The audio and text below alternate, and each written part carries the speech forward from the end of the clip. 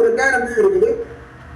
மூணாவது 4 team 6000 team இருக்குது. அடுத்த டீம் 2000 டீம் இருக்குது. அப்ப எல்லா டீமுமே ஒரு பிரான்ச் டைரக்டர் மெயின்டைன் பண்ணிட்டாங்க. இவரை கிரவுண்ட் டைரக்டர். ஒரு எக்ஸாம்பிளுக்காக சொல்லுங்க, 40,000 டீம் வருது. 40,000 டீமுக்கு 1 லட்சம் ரூபாய் இன்கம் வருது. ஆனா ஒரு கிரவுண்ட் டைரக்டர் லெவலுக்கு வரும்போது நீங்க முதல் டீம்ல செய்யக்கூடிய ஒர்க் ஸ்டைல் வேற இருக்கும். அந்த சின்ன டீம்ல செய்யும் போது நீங்க 1-1 கோஆர்டினேட் பண்ணி தான் முதல் டீம்ல நீங்க அந்த ட்ரைனிங் மெத்தட்ல நிறைய கம்பெனி தரக்கூடிய ட்ரைனிங், லீடர்ஸ் ட்ரைனிங்ல நிறைய பேரை பங்கு கொள்ள வைக்கணும். முதல்ல 1-2 சின்ன டீம்ல நீங்க அதிகப்படியாக 1-1 பண்ணணும். 1-1 பண்ணும்போதே ஹோம் மீட்டிங் பண்ணணும். 1-1 பண்ணி ஹோம் மீட்டிங் பண்ணும்போதே வாரத்துல ஒரு தடவை அந்த ஏரியால என்டிஓ பண்ணணும். 1-1 ஹோம் மீட்டிங் என்டிஓ பண்ணும்போது அந்த ஏரியால டிஸ்ட்ரிபியூட்டர் மீட்டிங் நடத்தணும். அப்போ புதிய டீம்ல நீங்க செய்யும்போது